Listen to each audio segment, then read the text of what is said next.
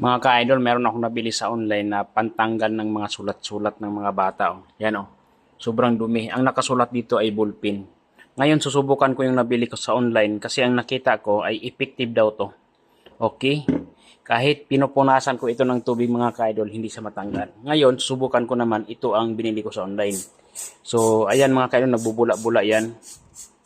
So, titingnan ko dito kung legit yung pagka products nila, no? Ayan.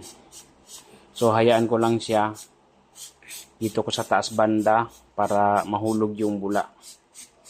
Okay. Tapos, kunting babad lang. Hintayin ko lang to ng ilang minuto or 1 minute siguro. Tapos, pupunasan ko. Ayan mga kaidol, kung makikita mo yan, puro sulat ng ballpen yan. Yun ang ginagawa ng mga bata. Nagsulat-sulat yan, oh. Ang dami niyan mga kaidol. Hanggang doon pa yan sa dulo. Yung paligid ng bahay, yan oh, hanggang dyan sa gilid oh. Yan, puro sulat talaga yan. Pati doon sa taas, sulat din yan. So ngayon, hanapan ko na siya ng paraan kung ito ay nakakatanggal. Okay. Nag-1 minuto na siguro to. Ito yung brand na ginagamit ko.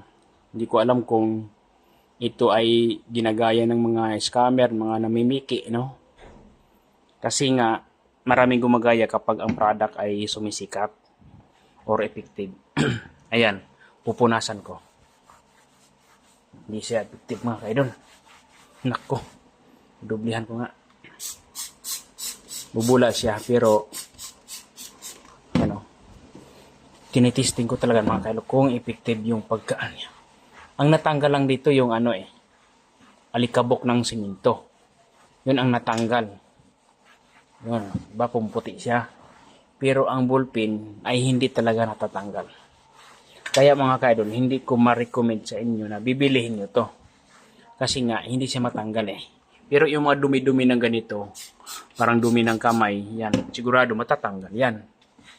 Oo, tanggal talaga yan, puputi. Meron naman siyang portion na natatanggal yung mga dumi-dumi. Dumi-dumi lang. Pero ang goal ko kasi, tatanggalin yung ballpen, yung sulat-sulat. Kaya lang hindi matanggal, ay hindi ko ma-recommend to sa inyo. Yan oh. Hindi talaga siya matanggal mga kaidol oh. Kahit balik-balikan ko pa yan. Oh. Hindi siya matanggal. Kaya hindi ko ma-recommend to sa inyo mga kaidol ha. Hindi ko lang alam kung ito ay original or fake. Alam niyo naman ang mga scammer ay kayang-kaya talaga gumagawa ng scam.